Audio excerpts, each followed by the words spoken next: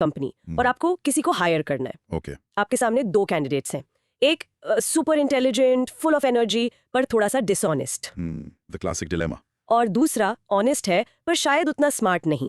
तो आप किसे चुनेंगे? Tough choice. वॉरेन बफेट कहते हैं अगर आपने पहले वाले को चुना तो the other two will kill you. Interesting है ना? बहुत इंटरेस्टिंग।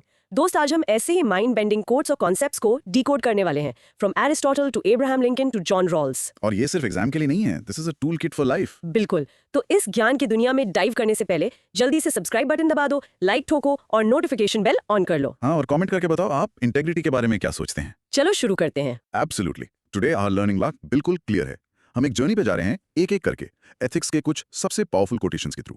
Sounds exciting. फर्स्ट, हम वॉरेन बफेट के इंटेग्रिटी, इंटेलिजेंस और एनर्जी वाले स्टेटमेंट को अनपैक करेंगे। Okay. Then we'll get practical with Abraham Lincoln's view on good versus evil in policy. Pragmatism, got it. उसके बाद we'll explore the double edge sword of ambition with Napoleon Bonaparte. फिर we'll analyse John Rawls का complex idea of social justice in the Indian context. ये थोड़ा challenging होगा। आगे बढ़ते हुए we'll decode that mysterious quote about being afraid of the light. Intriguing. फिर हम इमानुअल कांट के फेमस रूल को टैकल करेंगे कि humans should be treated as ends not means. और फाइनली हम अरिस्टोटल और लिंकन के दो और पावरफुल कोट्स के साथ रैप अप करेंगे जो हमारे इनर डिजायर्स और पावर के अल्टीमेट टेस्ट के बारे में है। What a lineup. Ready to get started? Let's do it. Let's do it. First up, एक सवाल एथिक्स 2018 से फॉर 10 मार्क्स।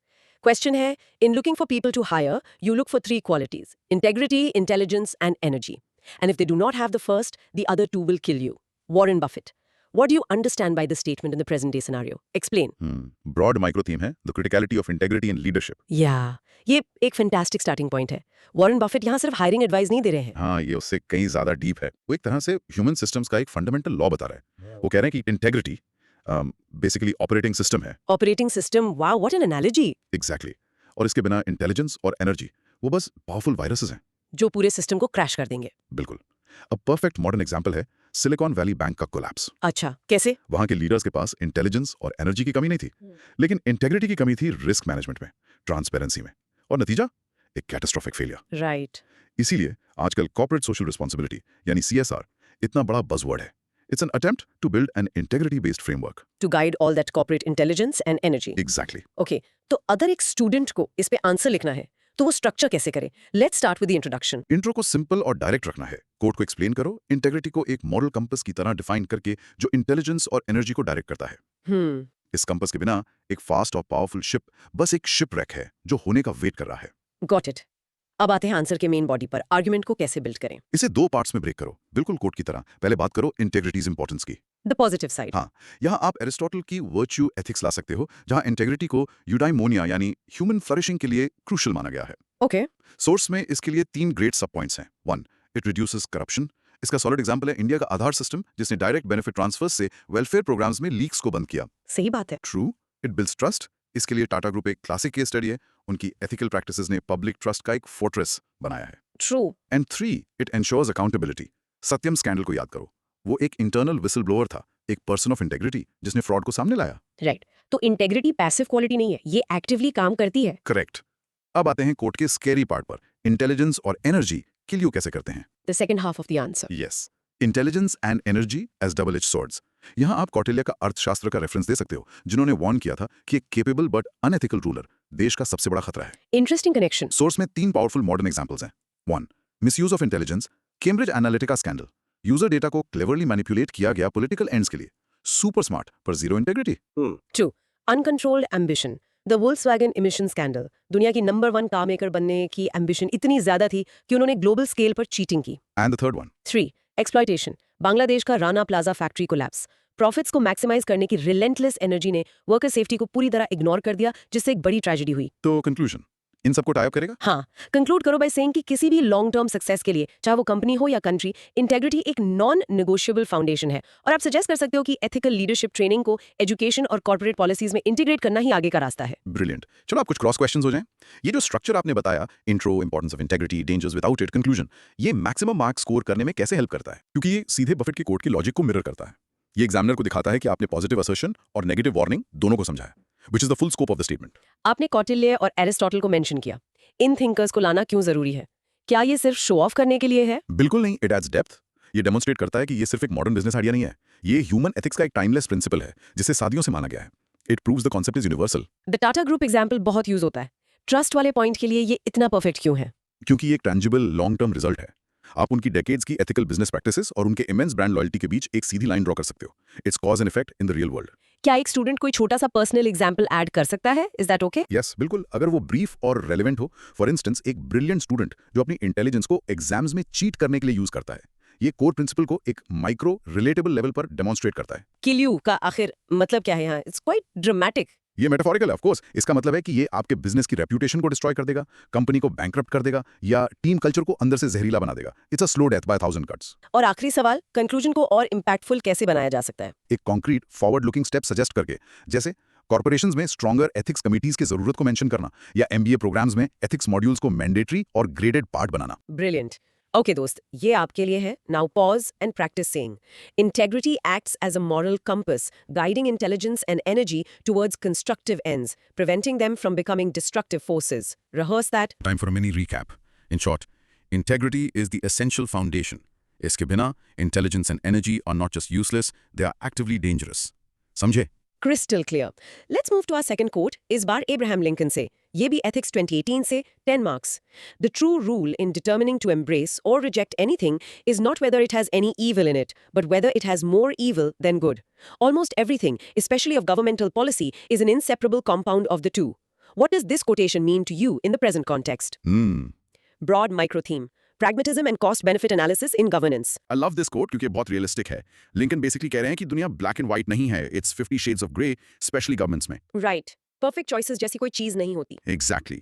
एक लीडर का काम जीरो इविल वाली पॉलिसी ढूंढना नहीं है, बल्कि वो पॉलिसी ढूंढना है जिसमें प्रिपोंडरेंस ऑफ गुड हो. It's all about trade-offs. एक नया हाईवे इकोनॉमी के लिए अच्छा है, पर वो लोगों को डिस्प्लेस करता है और एनवायरनमेंट को नुकसान पहुंचाता है. गुड और इविल दोनों उसमें बेक्ड इन है. एग्जैक्टली. वो हाईवे वाला एग्जांपल पब्लिक एडमिनिस्ट्रेशन में इस प्रिंसिपल का परफेक्ट इलिस्ट्रेशन है. गवर्नमेंट को आउटकम्स को वे करना ही पड़ता है. ये सिनिकल होना नहीं है, ये प्रैग्मेटिक होना है. तो चलिए आंसर को स्ट्रक्चर करते हैं. इंट्रोडक्शन कैसे शुरू होना चाहिए? एनालिसिस बताओ, जहां ट्रेड ऑफ्स ना सिर्फ पॉसिबल हैं बल्कि इनएविटेबल हैं. ओके, अब बॉडी पर आते हैं. यहाँ एग्जाम्पल्स की जरूरत पड़ेगी. हाँ, और पॉलिसी इवैल्यूएशन के लिए आप लिंकन के आइडिया को जॉन स्टुअर्ट मिल के यूटिलिटेरियनिज्म से कनेक्ट कर सकते हो, which is about maximising overall happiness. अच्छा. सोर्स में मॉडर्न पॉलिसी डायलेमास के 3 फैंटास्टिक एग्जांपल्स हैं. 1, economic growth versus environmental protection. Ken Betwa river linking project इसका क्लासिक केस है. द गुड, ये पानी की कमी दूर करेगा. द इविल, ये बायोडाइवर्सिटी को थ्रेटन करता है. 2, public health versus individual liberties. कोविड-19 पैंडेमिक के दौरान मैंडेटरी वैक्सीनेशंस के बारे में सोचो. The good was collective well-being, लेकिन ये इंडिविजुअल ऑटोनॉमी के प्रिंसिपल से क्लैश कर रहा था. Right, I remember the debates. 3, technological advancement versus societal risks. Digital India initiative digital divide को कम करने के लिए ग्रेट है, पर ये डेटा प्राइवेसी और सिक्योरिटी को लेकर बड़े कंसर्न्स रेज करता है, जैसा कि सुप्रीम कोर्ट की पुट्टस्वामी जजमेंट में हाईलाइट हुआ. एक मिनट, तो क्या ये विजडम सिर्फ पॉलिसी मेकर्स के लिए है या ये हमारी पर्सनल लाइफ्स में भी अप्लाई होती है? दैट्स अ ग्रेट क्वेश्चन, और यही आंसर का अगला पार्ट है. आपको कोर्ट की ब्रॉडर रेलेवेंस दिखानी है. इसे पर्सनल लाइफ से कनेक्ट करो. सोर्स इसको एरिस्टोटल की प्रैक्टिकल विजडम और गीता के डिटैच्ड एक्शन से जोड़ता है. जैसे पर्सनल चॉइसेस में करियर चुनते वक्त आप पैशन को फाइनेंशियल स्टेबिलिटी से बैलेंस करते हो. दोनों रास्तों में थोड़ा गुड थोड़ा बैड होता है. सही बात है. इवन इन इंटरपर्सनल रिलेशनशिप्स आप लास्टिंग बॉन्ड बनाने के लिए लोगों की इम्परफेक्शंस को एक्सेप्ट करते हो. तो कंक्लूजन के लिए हम कह सकते हैं कि लिंकन का प्रिंसिपल साउंड जजमेंट के लिए एक यूनिवर्सल टूल है जो उस जस्ट और इक्विटेबल सोसाइटी को बनाने में हेल्प करता है, जिसका जिक्र इंडियन कॉन्स्टिट्यूशन के प्रियम्बल में है. A perfect conclusion. ये एक यूनिवर्सल फिलोसॉफिकल आइडिया को हमारे स्पेसिफिक कॉन्स्टिट्यूशनल कॉन्टेक्स्ट से जोड़ता है. Time for cross questions. इस तरह के आंसर में अच्छे मार्क्स के लिए कौन से की फिलोसॉफिकल टर्म्स यूज करने चाहिए? डेफिनेटली यूटिलिटेरियनिज्म और प्रैग्मेटिज्म. पर्सनल सेक्शन में वर्चू एथिक्स या प्रैक्टिकल विजडम मेंशन करने से एक लेयर ऑफ सोफिस्टिकेशन ऐड हो जाती है. पॉलिसी एग्जांपल्स देते वक्त उन्हें स्ट्रक्चर करने का बेस्ट तरीका क्या है ताकि ट्रेड ऑफ साफ दिखे? एक simple on one hand but on the other hand structure use करो. जैसे on one hand the project promises economic benefits, but on the other hand it poses a significant environmental risk. इससे balance thinking दिखती है. Personal life examples add करना इतना जरूरी क्यों है? क्या इससे आंसर कम फॉर्मल नहीं हो जाता? बिल्कुल नहीं. ये दिखाता है कि आप एक एब्स्ट्रैक्ट कॉन्सेप्ट को रियल रिलेटेबल सिचुएशंस में अप्लाई कर सकते हो. ये सिर्फ पॉलिसी एग्जांपल्स रटने से कहीं ज्यादा डीप अंडरस्टैंडिंग डेमोंस्ट्रेट करता है. आपने पुट्टस्वामी जजमेंट का जिक्र किया. उस स्पेसिफिक एग्जांपल इतना पावरफुल क्यों है? क्योंकि ये एक लैंडमार्क कंटेम्पररी लीगल केस है जहां सुप्रीम कोर्ट ऑफ इंडिया ने इस तरह के ट्रेड ऑफ से सीधे डील किया. टेक्नोलॉजी के benefits, Aadhaar digital India versus the fundamental right to privacy. It's a perfect high value example. ये शब्द प्रीपॉन्डरेंस थोड़ा टेक्निकल है. एक स्टूडेंट इसे नेचुरली कैसे यूज कर सकता है? प्रीपॉन्डरेंस का मतलब बस सुपीरियॉरिटी इन वेट, इंपॉर्टेंस या क्वांटिटी है. स्टूडेंट लिख सकता है a policy maker's duty is to जज the preponderance of good over evil in every decision. ये यहाँ यूज करने के लिए एक ग्रेट वर्ड है। और आखिर में इस आइडिया को हम इंडियन कॉन्स्टिट्यूशन से आखिर कैसे कनेक्ट कर सकते हैं? इसको प्रियम्बल के सोशल और इकोनॉमिक जस्टिस के गोल से लिंक करके। इन गोल्स को अचीव करने के लिए अक्सर कंपीटिंग इंटरेस्ट को बैलेंस करना पड़ता है, जैसे फार्मर्स के राइट्स वर्सेस इंडस्ट्रियलाइजेशन की जरूरत, ताकि आखिर में ग्रेटेस्ट गुड अचीव हो सके। Awesome. Okay, listener, आपकी बारी. Pause and practice saying. Lincoln's quote advocates for a pragmatic cost-benefit analysis in governance, acknowledging that every policy is an inseparable compound of good and evil. Practice it. और mini recap in a nutshell, life and policy are grey. Perfection एक myth है, goal उस option को चुनना है जहां good bad से ज्यादा हो। कूल ना? Very cool. अब आगे बढ़ते हैं हमारे तीसरे सवाल पर. इस बार नेपोलियन बोनापार्ट से. Ethics 2017, 10 marks. Great ambition is the passion of a great character. Those endowed with it may perform very good or very bad acts. All depends on the principles which direct them. Stating examples, mention the rulers, I who have harmed society and country, I who worked for the development of society and country. Broad theme, ambition as a double-edged sword. Napoleon, जो arguably history के सबसे ambitious लोगों में से एक थे, यहाँ एक मास्टर क्लास दे रहे हैं। वो कह रहे हैं कि एम्बिशन बस रॉ पावर है, जैसे nuclear energy. Right. It's not inherently good or bad. Exactly. इसे गाइड करने वाले प्रिंसिपल्स कार का ड्राइवर डिटरमाइन करते हैं कि ये एक पैराडाइज बनाएगा या एक वेस्टलैंड. तो ये एक पावरफुल फ्यूल है। एक अच्छे ड्राइवर के साथ ये आपको ग्रेट प्लेसेस ले जाता है, एक बुरे ड्राइवर के साथ it's a fiery crash. Perfect analogy. और एक आंसर के इंट्रोडक्शन के लिए आपको एम्बिशन एज अ डबल एज सॉर्ड के इसी कॉन्सेप्ट से शुरू करना चाहिए, एक्सप्लेन करते हुए कि एक मॉरल कंपास इसे कंस्ट्रक्टिवली चैनल करने के लिए एसेंशियल है. फिर क्वेश्चन स्पेसिफिकली दो तरह के एग्जांपल्स मांगता है। चलो डार्क साइड से शुरू करते हैं। एम्बिशन स्पिरिल, यानी वो रूलर्स जिन्होंने सोसाइटी को हार्म किया। इस पार्ट के लिए आप माकियावेली की द प्रिंस का रेफरेंस दे सकते हो, जहां पावर के लिए एम्बिशन को मोरालिटी से अलग एक एंड इन इटसेल्फ माना गया है. अच्छा, सोर्स में इसके 3 डिवेस्टेटिंग एग्जांपल्स हैं। 1, king Leopold II of Belgium. उनका एम्बिशन कॉन्गो से वेल्थ एक्सट्रैक्ट करना था। ग्रीड से गाइडेड उनके रूल ने ब्रूटल एक्सप्लॉयटेशन और लाखों लोगों की मौत को जन्म दिया। 2, पोल पॉट इन कैम्बोडिया। उनका एम्बिशन एक रेडिकल एग्रेरियन यूटोपिया बनाना था। एक फैनेटिकल आइडियोलॉजी से गाइडेड इसका रिजल्ट कैम्बोडियन जेनोसाइड में हुआ। और 3, मोबुतो सेसे सेगो ऑफ ज़ाये। उनका एम्बिशन पर्सनल एनरिचमेंट था। करप्शन से गाइडेड उन्होंने बिलियंस एम्बेजल किए और अपने देश की इकोनॉमी को बर्बाद कर दिया। चिलिंग एग्जांपल्स हैं. अब कॉइन को फ्लिप करते हैं और एम्बिशंस प्रॉमिस को देखते हैं. बेनेवलेंट लीडर्स जिन्होंने अपनी सोसाइटी को डेवलप किया. बिल्कुल, यहाँ आप एरिस्टोटल के वर्चुअस लीडर के आइडिया को ला सकते हो, जिसका एम्बिशन पब्लिक गुड के लिए होता है। राइट. सॉस में 3 इंस्पायरिंग एग्जांपल्स हैं। 1, emperor Ashoka of India. Kalinga war के बाद उनका एम्बिशन टेरिटोरियल कॉन्क्वेस्ट से बदलकर Dhamma, non violence, social welfare और टॉलरेंस को प्रमोट करना बन गया। एकदम सही. 2, Lee Kuan Yew of Singapore. उनका एम्बिशन एक सिक्योर और प्रॉस्परस नेशन बनाना था। मेरिटोक्रेसी और एंटी करप्शन के प्रिंसिपल से गाइडेड उन्होंने एक छोटे से आइलैंड को ग्लोबल इकोनॉमिक पावर हाउस बना दिया। Incredible. And 3, Nelson Mandela of south Africa. उनका एम्बिशन अपार्थीड को खत्म करना था। जस्टिस और रिकंसिलिएशन के प्रिंसिपल से गाइडेड उन्होंने अपने देश को डेमोक्रेसी की तरफ एक पीसफुल ट्रांजिशन दिलाया। तो कंक्लूजन ये होगा कि एम्बिशन एक फोर्स ऑफ नेचर है और एथिकल लीडरशिप जो जस्टिस और कंपैशन जैसे प्रिंसिपल्स पर ग्राउंडेड है, उस फोर्स को ह्यूमैनिटी के बेटरमेंट के लिए चैनल करती है. प्रिसाइजली, ये पूरे आर्गुमेंट को एक पावरफुल क्लोज देता है। Let's get into the cross questions. Question harm और डेवलपमेंट के बारे में पूछता है. क्या इन टर्म्स को आंसर में डिफाइन करना जरूरी है? एक अलग से डेफिनेशन की जरूरत नहीं है, पर आपकी एग्जांपल्स को साफ-साफ दिखाना चाहिए कि आपका मतलब क्या है। हार्म को ह्यूमन राइट्स अब्यूसेस और करप्शन से डेमोंस्ट्रेट करो, डेवलपमेंट को सोशल रिफॉर्म, इकोनॉमिक प्रोग्रेस और जस्टिस से दिखाओ। इस तरह के क्वेश्चन के लिए अच्छे एग्जांपल्स कैसे चूज करने चाहिए? Well known, unambiguous historical figures चुनो, जिनका इंपैक्ट लार्ज स्केल और वाइडली डॉक्यूमेंटेड हो। सोर्स में दिए गए एग्जांपल्स परफेक्ट हैं, क्योंकि वो क्लियर कट और ग्लोबली रिकॉग्नाइज्ड हैं। कोई स्टूडेंट मॉडर्न पॉलिटिक्स से एग्जांपल्स यूज करने के लिए टेम्प्टेड हो सकता है. क्या ये एक अच्छा आइडिया है? जनरली हिस्टोरिकल एग्जांपल्स यूज करना सेफर है, क्योंकि वो कम कंट्रोवर्शियल होते हैं और उनका लॉन्ग टर्म इंपैक्ट ज्यादा क्लियर होता है। जो एग्जांपल्स दिए गए हैं वो एक्सीलेंट और सेफ चॉइसेस हैं एग्जाम के लिए। हम मैकियावेली की फिलॉसफी और एरिस्टोटल की फिलॉसफी के बीच कॉन्ट्रास्ट को इफेक्टिवली कैसे दिखा सकते हैं? आप इसे पावर और मोरालिटी के रिलेशनशिप पर 2 अपोजिंग व्यूज की तरह फ्रेम कर सकते हो।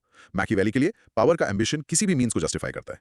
एरिस्टोटल के लिए ट्रू लीडरशिप तब होती है जब एम्बिशन लीडर के इनहेरेंट वर्च्यू से गाइडेड हो। ये नेपोलियन का कोट है. क्या नेपोलियन खुद इस स्पेक्ट्रम में कहाँ फिट होते हैं? इस पर कमेंट करना एक अच्छा आइडिया है. ये एक डिबेट के लिए फैसिनेटिंग थॉट है, पर एक एग्जाम आंसर में उन्हीं एग्जांपल्स को स्टिक करना बेस्ट है जो क्वेश्चन ने पूछे हैं। नेपोलियन खुद एक कॉम्प्लेक्स फिगर है जो आर्ग्यूबली अपने ही कोट के दोनों साइड्स को एम्बॉडी करते हैं, जो आपके आंसर को कॉम्प्लिकेट कर सकता है। थोड़ा ट्रिकी हो जाएगा। और आखिर में वो कौन से की प्रिंसिपल्स हैं जो एम्बिशन को अच्छाई के लिए डायरेक्ट करते हैं? सोर्स में जस्टिस, कंपैशन और इंटेग्रिटी का जिक्र है। आप अकाउंटेबिलिटी, ट्रांसपेरेंसी और पब्लिक सर्विस की स्पिरिट भी ऐड कर सकते हो। यही गाइडिंग लाइट्स हैं। Ready for this one? Pause and practice saying. Ambition, when guided by ethical principles like justice and compassion, becomes a powerful force for societal upliftment. Without them, it inevitably leads to tyranny and destruction. Rehearse. Mini recap time. In short, ambition बस एक tool है, उसे पकड़ने वाले इंसान का character determine करता है कि वो प्रोग्रेस का एम्पायर बनाएगा या बर्बादी का। याद रखना। Excellent. Let's move on to the fourth question, a very important concept from Ethics 2016. Analyze John Rawls's concept of social justice in the Indian context. Broad micro theme, applying justice as fairness to India's complex society. John Rawls का idea modern philosophy के सबसे powerful thought experiments में से एक है। वो आपसे imagine करने को कहते हैं कि आप एक ओरिजिनल पोजीशन में हैं, एक वेल ऑफ इग्नोरेंस के पीछे। Right. आपको नहीं पता कि आप अमीर पैदा होंगे या गरीब, मैन या वुमेन, हाई कास्ट या लो कास्ट। एग्जैक्टली। उस पोजीशन ऑफ अनसर्टनिटी से आप सोसाइटी के लिए क्या रूल्स बनाएंगे? आप सबसे फेयरेस्ट पॉसिबल रूल्स बनाएंगे, ऑफ कोर्स, स्पेशली वो रूल्स जो सबसे नीचे के लोगों को प्रोटेक्ट करें, क्योंकि हो सकता है आप उनमें से एक हो। That's the heart of his theory of justice as fairness. India में आप इस थिंकिंग का डायरेक्ट एप्लीकेशन रिजर्वेशन जैसी पॉलिसीज में देख सकते हैं। आइडिया है हिस्टोरिकली डिसएडवांटेज्ड कम्युनिटीज के लिए एक लेवल प्लेइंग फील्ड बनाना, जो रॉल्स के डिफरेंस प्रिंसिपल से एक परफेक्टली अलाइन करता है। तो एक आंसर के लिए इंट्रोडक्शन में इस कोर कॉन्सेप्ट, ओरिजिनल पोजीशन और वेल ऑफ इग्नोरेंस को एक्सप्लेन करना चाहिए और इसे इंडियन कॉन्स्टिट्यूशन के प्रीएम्बल से कनेक्ट करना चाहिए, जो सोशल जस्टिस की ही बात करता है। A perfect start. बॉडी के लिए पहले आपको रॉल्स के दो मेन प्रिंसिपल्स को इंडियन एग्जांपल्स के साथ एक्सप्लेन करना है। ओके। पहला है लिबर्टी प्रिंसिपल। हर किसी को इक्वल बेसिक लिबर्टीज मिलनी चाहिए। सुप्रीम कोर्ट का पुत्तस्वामी जजमेंट, जिसने राइट टू प्राइवेसी को एक फंडामेंटल राइट माना, इसका एक परफेक्ट एग्जांपल है। Okay, that's straight forward. दूसरा प्रिंसिपल थोड़ा कॉम्प्लेक्स है, राइट? हाँ, उसके दो पार्ट्स हैं। वो कहता है कि सोशल और इकोनॉमिक इनइक्वालिटीज सिर्फ तभी अलाउड परमिसिबल हैं अगर वो दो कंडीशंस पूरी करें। पहला, डिफरेंस प्रिंसिपल। उनसे सोसाइटी के लीस्ट एडवांटेज्ड मेंबर्स का सबसे ज्यादा फायदा होना चाहिए, जैसे एमजी नरेगा, जो ग्रामीण गरीबों के लिए एक सोशल सेफ्टी नेट प्रोवाइड करता है। दूसरा, fair equality of opportunity principle. सारी पोजीशंस और ऑफिसेज सबके लिए ओपन होने चाहिए। रिजर्वेशन पॉलिसीज इसको इंप्लीमेंट करने का एक डायरेक्ट अटेम्प्ट है। पर इंडिया वेस्ट नहीं है जहां रॉल्स ने अपनी थ्योरी डेवलप की, तो क्वेश्चन का एनालाइज पार्ट, मतलब हमें यहाँ इसे अप्लाई करने के चैलेंजेस पर डिस्कस करना है ना? एग्जैक्टली। यहाँ क्रिटिकल एनालिसिस आता है। सोर्स 3 के चैलेंजेस हाईलाइट करता है। 1, cultural context. Rawls individual liberties को प्रायोरिटाइज करते हैं, पर इंडिया में स्ट्रॉन्ग कम्युनिटेरियन और ग्रुप आइडेंटिटीज हैं। सही बात है।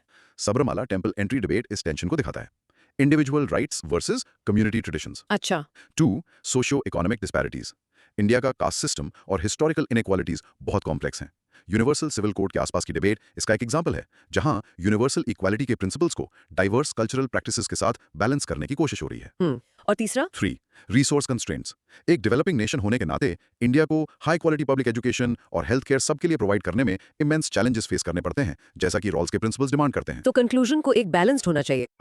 कंक्लूड करो बाय स्टेटिंग की हालांकि रॉल्स की थियरी इंडिया के लिए एक परफेक्ट ब्लूप्रिंट नहीं है, ये एक इनवैल्यूएबल एथिकल फ्रेमवर्क प्रोवाइड करती है। इंडिया में सोशल जस्टिस के लिए एक न्यूआंस्ड अप्रोच की जरूरत है, जो इंडिविजुअल राइट्स को कम्युनिटी वेलबींग के साथ बैलेंस करे। Okay, cross question time. Well of ignorance concept को एक सिंपल एनालॉजी से कैसे एक्सप्लेन करें? सबसे अच्छी एनालॉजी केक कटिंग वाली है। अगर आपको केक काटने का रूल बनाना है, ये जाने बिना कि आपको कौन सा पीस मिलेगा, तो आप क्या रूल बनाएंगे? आप रूल बनाएंगे कि सारे पीसेस इक्वल होने चाहिए। That's the well of ignorance in action. Indian context के आंसर के लिए कौन से एग्जांपल्स मेंशन करना बिल्कुल जरूरी है? प्रिंसिपल्स को अप्लाई करने के लिए MGNREGA, रिजर्वेशन पॉलिसी और पुट्टास्वामी जजमेंट टॉप टियर हैं। क्रिटिक्स के लिए साबरमाला और यूनिफॉर्म सिविल कोड डिबेट्स को मेंशन करना कॉम्प्लेक्सिटीज की डीप अंडरस्टैंडिंग दिखाता है। मेन डिफरेंस क्या है? Utilitarianism greatest good for the greatest number चाहता है, जो कभी-कभी माइनॉरिटी के इंटरेस्ट को सैक्रिफाइस कर सकता है।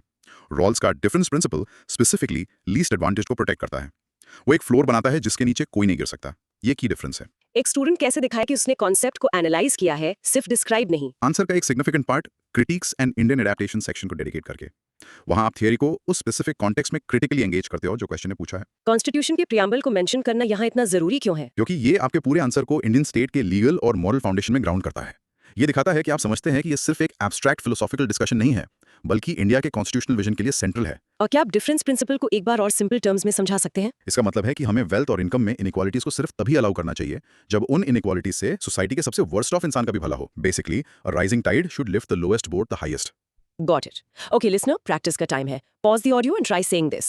Rawls' veil of ignorance is a thought experiment designed to derive unbiased principles of justice, with a specific focus on protecting the interests of the least advantaged in society. और आपका mini recap in a nutshell, Rawls हमें India में social justice को evaluate करने के लिए एक powerful lens देते हैं, पर ये एक ऐसा लेंस है जिसे हमारे यूनिक कल्चरल और इकोनॉमिक लैंडस्केप में फिट करने के लिए एडजस्ट करने की जरूरत है। समझे? Understood perfectly. Let's tackle the fifth question from Ethics 2015. We can easily forgive a child who is afraid of the dark. The real tragedy of life is when men are afraid of the light. ये अक्सर प्लेटो को attribute किया जाता है।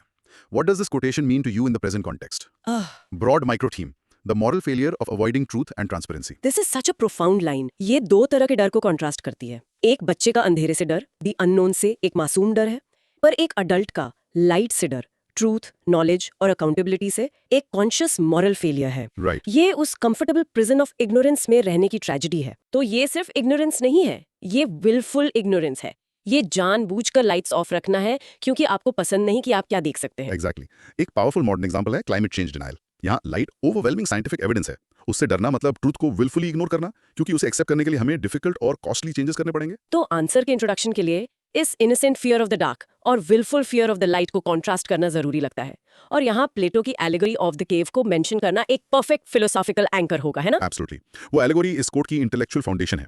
Answer के body में आपको पहले एक्सप्लोर करना चाहिए कि लोग लाइट से क्यों डरते हैं। ओके सोर्स 3 मेन रीजंस बताता है। 1 टू कंसील मिसकॉन्डक्ट, लोग स्क्रूटनी की लाइट से डरते हैं अकाउंटेबिलिटी से बचने के लिए। जैसे भोपाल गैस ट्रेजेडी के स्केल को शुरू में कवर अप करने की कोशिश यूनियन कार्बाइड को शील्ड करने के लिए थी। 2 टू रेजिस्ट चेंज, नए आइडियाज की लाइट पुराने पावर स्ट्रक्चर्स को थ्रेटन कर सकती है। 19th सेंचुरी इंडिया में सती के एबोलिशन का ऑपोजिशन सिर्फ ट्रेडिशन के बारे में नहीं था, ये एक पेट्रियार्कल सोशल ऑर्डर को प्रोटेक्ट करने के बारे में था। Right. And 3 to reject evidence, ये तब होता है जब फैक्ट्स आपके चेरिश्ड बिलीव्स या वेस्टेड इंटरेस्ट से क्लैश करते हैं, जैसे क्लाइमेट चेंज डिनायल के केस में। ओके तो ये प्रॉब्लम है, सोल्यूशन क्या है? हम लाइट को एम्ब्रेस कैसे करें? ये हमें बॉडी के दूसरे पार्ट पर लाता है, मॉरल करेज एंड ट्रांसपेरेंसी की इंपॉर्टेंस। गांधी जी का सत्याग्रह, जिसे उन्होंने ट्रूथ फोर्स डिफाइन किया, इसका अल्टीमेट एम्बॉडीमेंट है। अच्छा। हमारे पास इसे प्रमोट करने के लिए सिस्टम्स भी हैं। 1 विसल ब्लोइंग, एडवर्ड स्नोडन जैसे लोग जिन्होंने कंट्रोवर्सी के बावजूद हिडन सर्वेलेंस प्रोग्राम्स को एक्सपोज किया, उन्होंने फैक्ट्स को लाइट में लाने के लिए इमेंस पर्सनल करेज दिखाया। राइट। 2 अकाउंटेबिलिटी मैकेनिज्म्स, ये इंस्टीट्यूशनल टूल्स हैं, जैसे इंडिया में राइट टू इन्फॉर्मेशन एक्ट, जो लीगली सिटीजन्स को गवर्नमेंट से इन्फॉर्मेशन की लाइट मांगने का अधिकार देता है। 3 प्रमोटिंग क्रिटिकल थिंकिंग, एजुकेशन की है। इंडिया में ASR रिपोर्ट्स जैसी इनिशिएटिव्स लर्निंग आउटकम्स के बारे में अनकंफर्टेबल ट्रूथ्स पर रोशनी डालती हैं, जिससे हम प्रॉब्लम को कॉन्फ्रंट करने के लिए मजबूर होते हैं। और कंक्लूजन इसे रैप अप कर सकता है बाय सेइंग कि इस फियर ऑफ लाइट को ओवरकम करना इंडिविजुअल मॉरल ग्रोथ और सोसाइटी की प्रोग्रेस दोनों के लिए जरूरी है। ट्रांसपेरेंसी ही ट्रस्ट और जस्टिस की फाउंडेशन है। A strong and logical conclusion, ये इंडिविजुअल वर्च्यू ऑफ करेज को सोसाइटल बेनिफिट ऑफ प्रोग्रेस से जोड़ता है। Let's do the cross questions. एक स्टूडेंट प्लेटो की एलिगोरी ऑफ द केव को यूज करके अपने इंट्रोडक्शन को और पावरफुल कैसे बना सकता है? वो शुरू कर सकते हैं। This course is a perfect echo of Plato's allegory of the cave, which argues that the greatest struggle for humanity is not with the unknown darkness, but with our resistance to the painful, liberating light of truth. आपने सती के abolition का जिक्र किया, क्या वैसा historical example आज भी relevant है? हाँ बिल्कुल, ये दिखाता है कि प्रोग्रेसिव सोशल चेंज, लाइट का डर एक टाइमलेस ह्यूमन चैलेंज है। ये आंसर को एक वैल्यूएबल हिस्टोरिकल डायमेंशन देता है, ये प्रूव करते हुए कि पॉइंट यूनिवर्सल है। RTI एक्ट एक सोसाइटी के एम्ब्रेसिंग द लाइट का इतना अच्छा एग्जाम्पल क्यों है? क्योंकि ये सिर्फ एक पॉलिसी नहीं है, ये पावर डायनामिक में एक फंडामेंटल शिफ्ट है। ये ट्रांसपेरेंसी को इंस्टीट्यूशनलाइज करता है, ये गवर्नमेंट की डिफॉल्ट सेटिंग को सीक्रेसी से ओपननेस की तरफ मूव करता है, सिटीजन्स को लीगली लाइट से आर्म करके। एडवर्ड स्नोडन का एग्जाम्पल थोड़ा कंट्रोवर्शियल है, एक स्टूडेंट को उसे कैसे हैंडल करना चाहिए? उसे न्यूट्रली प्रेजेंट करना बेस्ट है, एक्ट पर फोकस करके। आप कह सकते हैं Edward Snowden's actions while highly controversial sparked a crucial global debate on privacy and surveillance, demonstrating the immense power of bringing hidden information to light. Afraid of the dark और afraid of the light के बीच core psychological difference क्या है? Fear of the dark is a fear of what might be there, the unknown. Fear of the light is a fear of what is there, the known. ये इस बात का डर है कि सच हमारी दुनिया के बारे में और उससे भी ज्यादा हमारे बारे में क्या रिवील करेगा। ये कोट एक सिविल सर्वेंट की लाइफ में डायरेक्टली कैसे अप्लाई होता है? ये इनक्रेडिबली रेलेवेंट है। एक सिविल सर्वेंट को पब्लिक स्क्रूटनी, ऑडिट्स और मीडिया इन्वेस्टिगेशन की लाइट में ऑपरेट करने का मॉरल करेज होना चाहिए। उनका कमिटमेंट सीक्रेसी के कंफर्ट से ज्यादा ट्रांसपेरेंसी के लिए होना चाहिए। Okay, this is a powerful one. Those pause and practice this line. The real tragedy is not the innocent fear of the unknown, but the willful rejection of the known truth, which is a conscious choice to remain in ignorance. Rehearse it. और आपका mini recap, in short truth की light पर ignorance के अंधेरे को चुनना एक moral failure है। रियल प्रोग्रेस इंडिविजुअल्स और सोसाइटीज के लिए लाइट में कदम रखने का करेज मांगता है। Brilliant. Let's move to our sixth question from Ethics 2014 और philosophy के एक giant Immanuel Kant से. Human beings should always be treated as ends in themselves and never as means. Explain the meaning and significance of the statement, giving its implications in the modern techno-economic society. Broad micro-theme, upholding human dignity in a utilitarian world. ये Kant की ethics का cornerstone है। वो कहना है कि हर एक इंसान की इंट्रिंसिक वर्थ या डिग्निटी होती है। आप किसी इंसान को एक सिर्फ टूल की तरह यूज नहीं कर सकते, एक मीन्स की तरह, एक गोल अचीव करने के लिए, चाहे वो गोल कितना भी नोबल क्यों ना हो। Right. लोग खुद गोल हैं, द एंड्स। तो मैं एक हथौड़े को मीन्स की तरह यूज कर सकती हूँ एक कील ठोकने के लिए, लेकिन मैं एक फैक्ट्री वर्कर को मीन्स की तरह यूज नहीं कर सकता, ज्यादा प्रॉफिट के लिए, उनकी सेफ्टी और वेलबींग को भूलकर। That's the perfect analogy. हथौड़े की इंस्ट्रूमेंटल वैल्यू है, वो किसी काम के लिए अच्छा है। एक इंसान की इंट्रिंसिक वैल्यू है, वो अपने आप में अच्छा है। Right. हमारी मॉडर्न टेक्नो इकोनॉमिक सोसाइटी में ये एक कांस्टेंट स्ट्रगल है। गिग इकॉनमी के बारे में सोचो, क्या डिलीवरी पार्टनर्स को वैल्यूड इंडिविजुअल्स एंड्स की तरह ट्रीट किया जाता है या एक लॉजिस्टिकल मशीन में डिस्पोजेबल कॉग्स की तरह? तो आंसर के इंट्रोडक्शन के लिए हमें इस कोर प्रिंसिपल को एक्सप्लेन करना चाहिए। ह्यूमन डिग्निटी और ऑटोनॉमी को रिस्पेक्ट करने की बात करनी चाहिए। इसे गांधीयन फिलॉसफी से कनेक्ट करना, जैसे सर्वोदया, भी एक अच्छा टच होगा। An excellent connection. बॉडी के लिए पहले एक्सप्लोर करते हैं कि लोगों को एंड्स की तरह ट्रीट करने का प्रैक्टिस में क्या मतलब है। सोर्स 3 एस्पेक्ट्स हाईलाइट करता है। 1.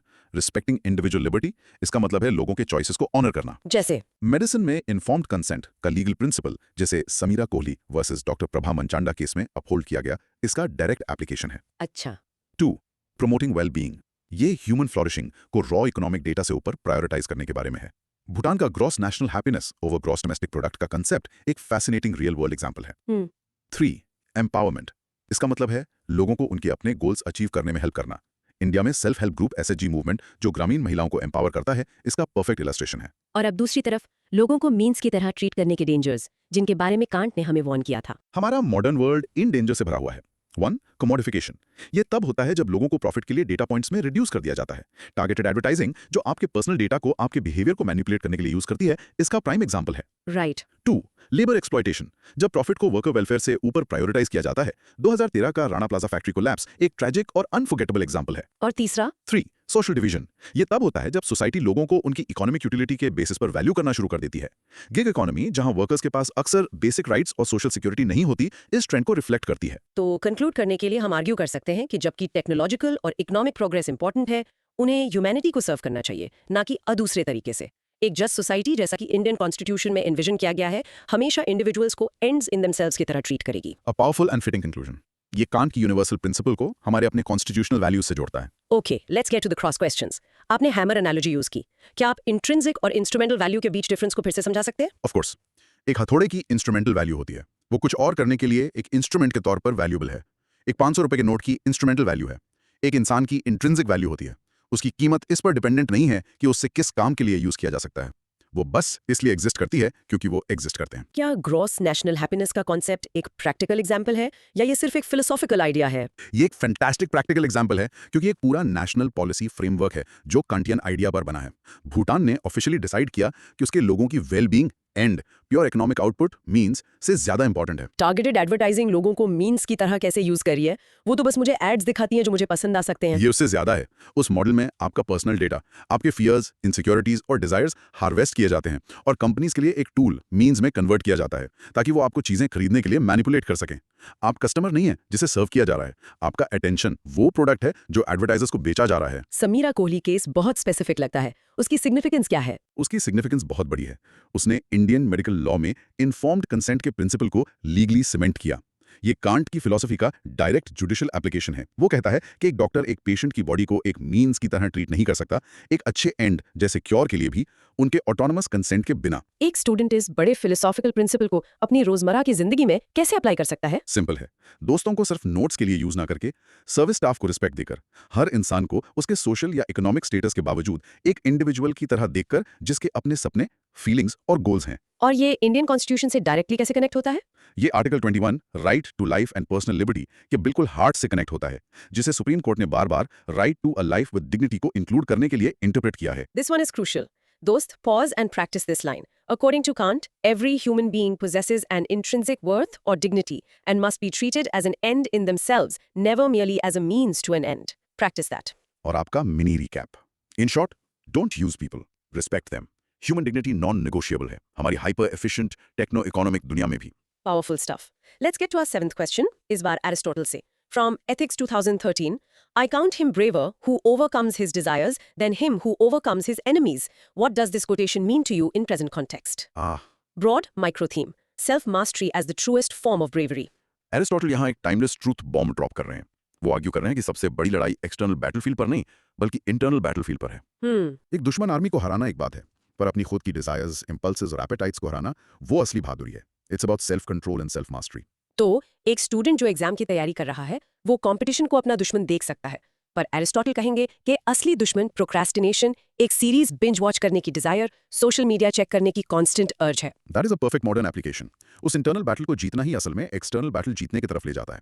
एक आंसर के इंट्रोडक्शन के लिए आप इस कोर आइडिया से शुरू कर सकते हैं। सेल्फ मास्टरी एक्सटर्नल कॉन्क्वेस्ट से एक बेहतर फॉर्म ऑफ ब्रेवरी है। और इसको प्लेटो के ट्राइपार्टाइट सोल से कनेक्ट कर सकते हैं। यस, जहां रीजन को एपेटाइट पर रूल करना चाहिए। यहाँ की वर्च्यू टेम्परेंस है। तो इस इंटरनल कॉन्क्वेस्ट के बेनिफिट्स क्या हैं?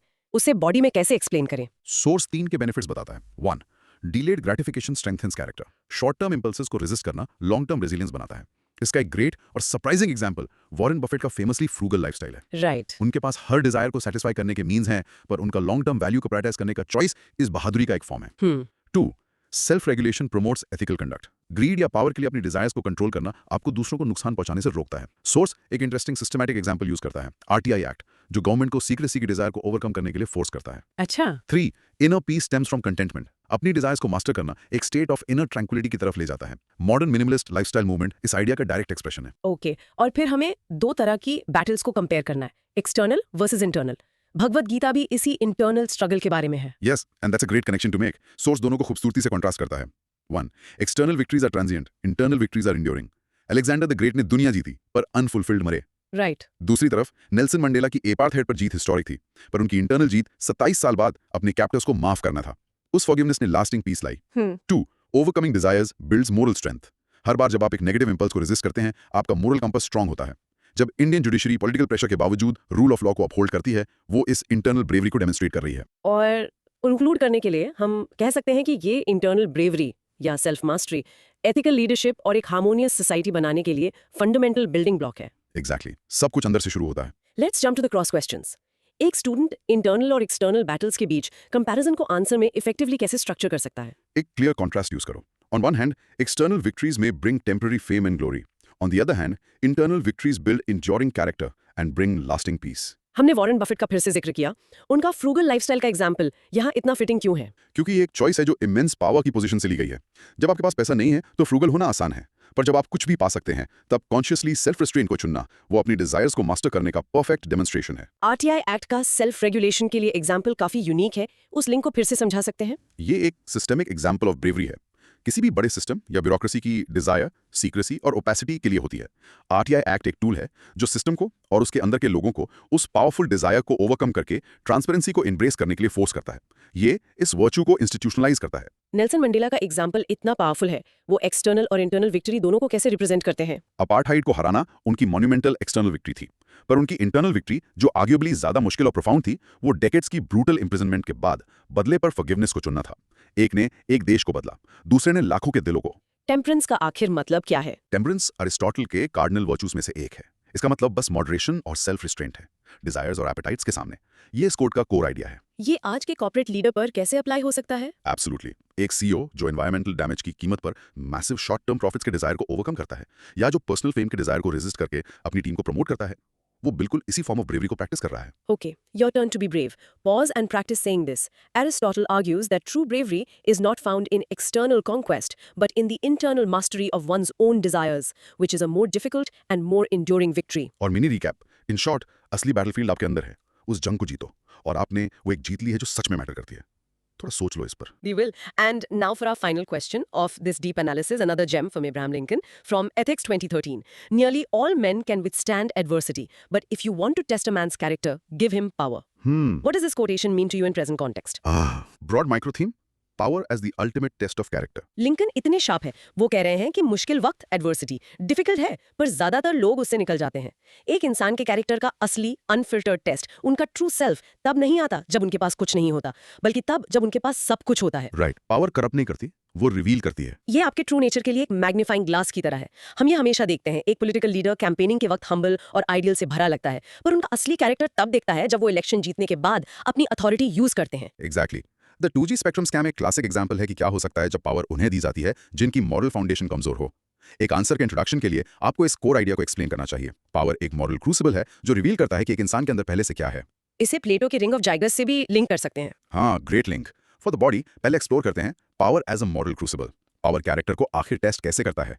सोर्स 3 की तरीके बताता है। 1. Responsibility magnification. पावर के साथ आपके छोटे डिसीजंस का भी बड़ा इंपैक्ट होता है। सोचो कि अलग अलग वर्ल्ड लीडर्स ने कोविड-19 पैंडेमिक को कैसे हैंडल किया। उनके चॉइसेस उनके कोर वैल्यूज से ड्रिवन लाखों लोगों के लिए लाइफ एंड डेथ कॉन्सिक्वेंसेस वाले थे। सही बात है। 2. Temptation and corruption. Power personal gain के दरवाजे खोलती है और उस टेम्पटेशन को रेजिस्ट करना एक बहुत बड़ा टेस्ट है।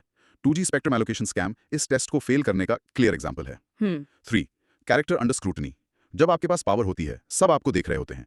एडवर्ड स्नोडन ने अपनी पावर, इन्फॉर्मेशन तक एक्सेस को यूज किया ये रिवील करने के लिए जो उन्हें एक मॉरल रॉन्ग लगा, अपना कैरेक्टर इमेंस प्रेशर में दिखाते हुए। पर लिंकन ने एडवर्सिटी का भी जिक्र किया है। एक बैलेंस्ड आंसर देने के लिए हमें उस पर भी थोड़ा बात करनी चाहिए, है ना? एब्सोल्युटली। बॉडी का दूसरा part briefly adversity as a character crucible पर डिस्कस कर सकता है। सोर्स से विक्टर फ्रैंकल के आइडिया से जोड़ता है। अच्छा। एडवर्सिटी कैरेक्टर को अलग तरीके से टेस्ट करती है। वो ट्रू वैल्यूज रिवील करती है, हर नॉन एसेंशियल चीज को हटाकर। 2011 टोहोको अर्थक्वेक के बाद जापानीज लोगों की इनक्रेडिबल रेजिलियंस और कम्युनिटी स्पिरिट के बारे में सोचो। राइट।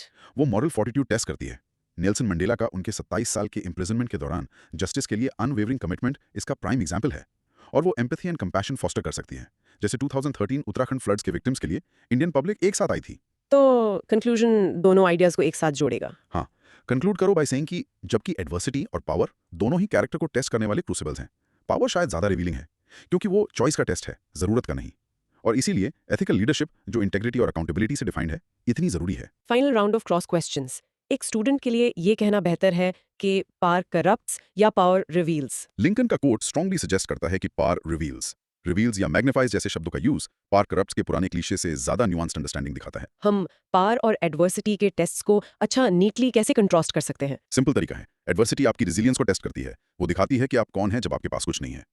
पावर आपके रिस्ट्रेंट को टेस्ट करती है, वो दिखाती है कि आप कौन हैं जब आपके पास सब कुछ है। कोविड-19 पैंडेमिक एक बहुत रीसेंट एग्जाम्पल है। क्या रिस्पॉन्सिबिलिटी मैग्निफिकेशन के लिए यूज करना अच्छा है? एक एक्सीलेंट एग्जाम्पल है, क्योंकि दुनिया भर के लीडर्स सब एक ही वायरस का सामना कर रहे थे। उन्होंने अपनी priorities, economy, health, personal liberty के बेसिस पर बहुत अलग अलग चॉइसेस की।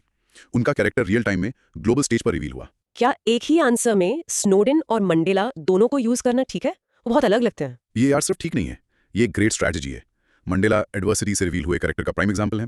स्नोडन पावर और एक्सेस से रिवील हुए कैरेक्टर का एक कॉम्प्लेक्स एग्जाम्पल है। दोनों को यूज करना दिखाता है कि आप लिंकन के स्टेटमेंट के दोनों पार्ट्स को थॉटफुली एनालाइज कर सकते हैं। ये कोट एस्पायरिंग सिविल सर्वेंट्स के लिए टेलर मेड लगता है। उनके लिए ये कैसे रेलेवेंट है? ये एक्सट्रीमली रेलेवेंट है। एक सिविल सर्वेंट को सिटीजन्स की लाइफ्स पर इमेंस पावर दी जाती है। ये कोट एक लाइफ लॉन्ग रिमाइंडर है कि उनका असली test tough exam adversity clear करना नहीं, बल्कि वो उस पावर को अपने करियर के हर एक दिन एथिकली कैसे यूज करते हैं, वो है। क्रूसिबल शब्द का आखिर मतलब क्या है? क्रूसिबल एक सिरेमिक पॉट होता है जिसे बहुत हाई टेम्परेचर्स पर मेटल्स पिघलाने के लिए यूज किया जाता है। तो मेटाफोरिकली इसका मतलब है एक सीवियर टेस्ट या ट्रायल जो किसी चीज की असली एसेंशियल क्वालिटी को रिवील करता है। इस केस में एक इंसान का character. Final practice for everyone. Pause and say. Lincoln suggests that while adversity forges character, it is power that ultimately reveals it in its truest, unvarnished form. Go on, rehearse. और हमारा final mini recap in a nutshell, मुश्किल वक्त को handle करना एक बात है, पर पावर को हैंडल करना अपना मॉरल कंपास खोए बिना, that is the ultimate test of character. Wow, what a session! हमने आज एथिक्स के 8 सबसे पावरफुल आइडियाज को डिकोड किया है। एकदम। Let's do a super quick recap. Warren Buffett ने हमें सिखाया कि इंटेग्रिटी के बिना इंटेलिजेंस और एनर्जी एक डिजास्टर की रेसिपी है। बिल्कुल। इब्राहिम लिंकन ने दिखाया कि पॉलिसी मेकिंग में हमें pragmatically more good than evil चुनना चाहिए। सही है। नेपोलियन ने रिमाइंड कराया कि एम्बिशन एक डबल एज स्वॉर्ड है जिसे एथिकल प्रिंसिपल्स की जरूरत है। जॉन रॉल्स ने हमें वेल ऑफ इग्नोरेंस दिया ताकि हम लीस्ट एडवांटेज के लिए सोशल जस्टिस के बारे में सोचें। बहुत जरूरी। हमने afraid of the light quote से ट्रूथ और ट्रांसपेरेंसी की इंपॉर्टेंस समझी। राइट। इमैनुअल कांट ने हमें गोल्डन रूल दिया, हमेशा लोगों को एंड्स की तरह ट्रीट करो, मीन्स की तरह कभी नहीं। द मोस्ट इंपॉर्टेंट वन शायद। और फाइनली एरिस्टोटल और लिंकन ने सिखाया कि असली बहादुरी हमारी डिजायर्स को जीतने में है और हमारे कैरेक्टर का असली टेस्ट तब होता है जब हमें पावर मिलती है। These are not just theories for an exam, ये लाइफ के लिए टूल्स हैं। तो आपके लिए एक फाइनल थॉट, अगर पावर कैरेक्टर रिवील करती है तो आप रोजमर्रा की जिंदगी में कौन सी छोटी पावर्स एक्सरसाइज करते हैं? एक जूनियर पर पावर, एक रिलेशनशिप में पावर, इन्फॉर्मेशन की पावर, और उस पावर का आपका यूज आपके बारे में क्या रिवील करता है? डीप राइट, इस पर सोचना जरूर। अगर आपको इस डिटेल्ड डिस्कशन में मजा आया and you feel more prepared, then do us a favour. हाँ जरूर। Hit that like button, subscribe to our channel और प्लीज नीचे कमेंट करके बताइए कि आज के सेशन से आपका सिंगल बिगेस्ट टेकअवे क्या था। और इसे हर उस दोस्त के साथ शेयर कीजिए जिसे एथिक्स को एक फन और मेमोरेबल तरीके से समझने की जरूरत है। हम मिलेंगे नेक्स्ट टाइम एक और डीप एनालिसिस के साथ। Until then, keep learning, keep growing.